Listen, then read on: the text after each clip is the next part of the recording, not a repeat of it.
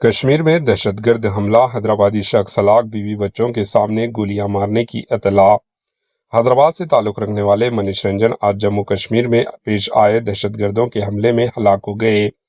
دہشت گردوں نے ان پر اس وقت فائرنگ کی جب وہ اپنی بیوی اور 2 بچوں کے ہمراہ موجود تھے۔ دہشت گردوں نے ان کے گھر والوں کے سامنے ہی گولیاں مار کر قتل کر دیا۔ منیش رنجن حیدرآباد میں انٹیلیجنس بیورو (IB) کے سیکشن افسر کے طور پر خدمات انجام دے رہے تھے۔ وہ سیاحت کے مقصد سے کشمیر گئے ہوئے تھے۔ واضح ہے کہ منگل کو جموں کشمیر کے پہلگام میں ہوئے دہشت گردانہ حملے میں 27 افراد ہلاک ہو گئے، کئی افراد زخمی بھی ہوئے ہیں، جن میں سے بعض کی حالت تشویشناک ہے۔ بتایا جا رہا ہے کہ 2 سے 3 دہشت گردوں نے سیاحوں پر 50 راؤنڈ سے زائد فائرنگ کیے ہیں۔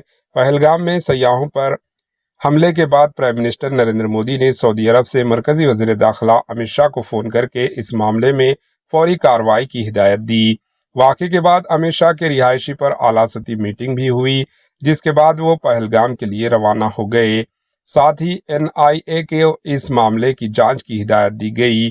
اسی دوران اننت ناگ میں سیاحوں کی مدد یا جانکاری کے لیے ایک ایمرجنسی ہیلپ ڈیسک قائم کیا گیا۔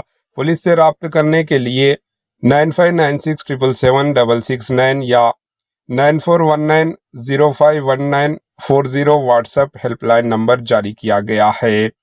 پہلگام حملے کے بعد صدر جمہوریہ ہند دروپدی مرمو، پرائم منسٹر نریندر مودی، مرکزی وزیر داخلہ امت شاہ، راجیہ سبھا میں حزب اختلاف کے قائد ملکارجن کھڑگے، جموں کشمیر کے گورنر منوج سنہا، لوک سبھا میں حزب اختلاف کے قائد راہل گاندھی سمیت برسر اقتدار حزب اختلاف کے کئی سیاسی لیڈروں کا سخت رد عمل سامنے آیا ہے۔